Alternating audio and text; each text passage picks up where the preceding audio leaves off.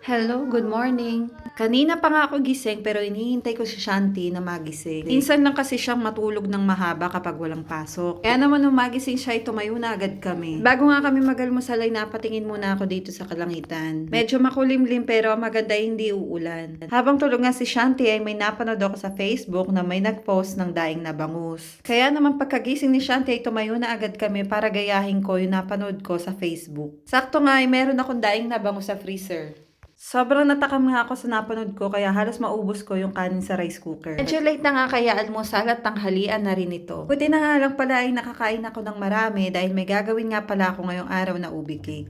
Kaya na nga sisimulan ko ng paggawa ng cake dahil ngayong araw na ito ay pupuntahan namin yung kapatid kong galing ng Pilipinas. Parating nga siya ngayong hapon kaya naman gusto ko bago maghapon ay matapos ko na itong ginagawa ko. Medyo biglaan nga pala yung nagpagawa nito. At matagal-tagal na rin yung huli kong gumawa nito. Sa sobrang tagal na nga ay wala na rin yung mga kagamitan ko dito. Kaya naman nung una hindi ko alam kung tatanggapin ko o hindi.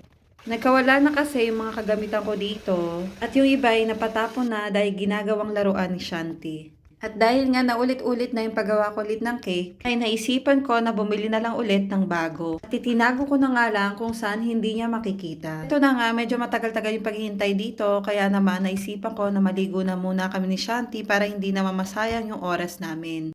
Tapos na nga kami maligo, inuna ko nang i-blower yung buhok ni Shanti. May ni-spray nga pala ako sa buhok niya dahil nauuso na naman ang kuto at lisa sa school nila. Ayoko nga nung ni-spray ko sa buhok niya dahil sobrang tapang ng amoy. At dahil wala nga tayo lagi sa tabi nila, hindi talaga natin maiiwasan yung pagkahawa-hawa nila. Kahit anong linis na ginagawa ko kay Shanti, ay baliwala pa rin talaga kung may mga magulang na hindi kayang linisin at paliguan yung anak nila.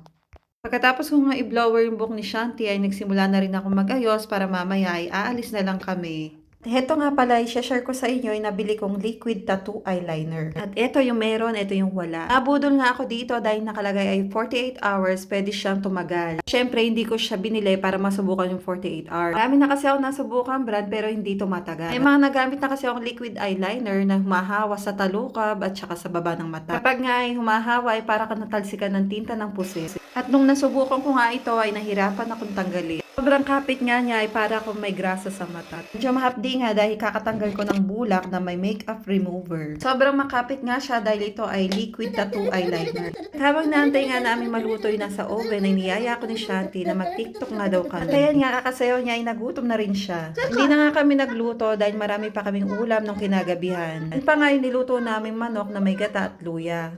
Sobrang sarap nga kaso konti na lang yung sabaw na natira. Sobrang tagal niya nga kumain dahil kada subo ay may kantat sayaw pa.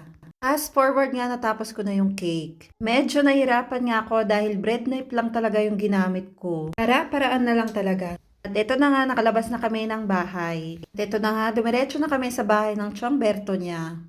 Sobrang saya niya nga dahil matagal-tagal silang hindi nakita. Kita nyo naman, sobrang excited niya at naglagay pa talaga siya ng makeup. Sabi kasi niya, para daw maganda siya pag nakita siya ng chong niya. At sabi ko naman ay kahit wala siyang makeup ay napakaganda niya.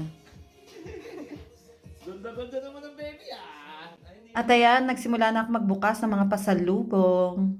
At inuna ko na nga itong Dunkin Donut. At dahil matagal na tayo hindi nakakakain nito, ay inuna ko na talaga itong buksan. Hindi pa naman ako gutom pero nung nakita ko to ay parang bigla akong nagutom. Ito na nga yung pinabitbit ko sa kanyang pasalubong bukod sa mga kating ko. Taon-taon nga ay nagpapabili ako ng ganito. Kakataon naman kasi na taon-taon ay may umuwi sa amin. Ako na lang talaga ang hindi umuwi sa amin. Kaya mapapasana all ka na lang. Ito nga yung mga bracelet na mga pampaswerte. Pero syempre hindi naman magkakatotoo ang swerte kung hindi natin sasama ng kilos at gawa at sipag at tiyaga.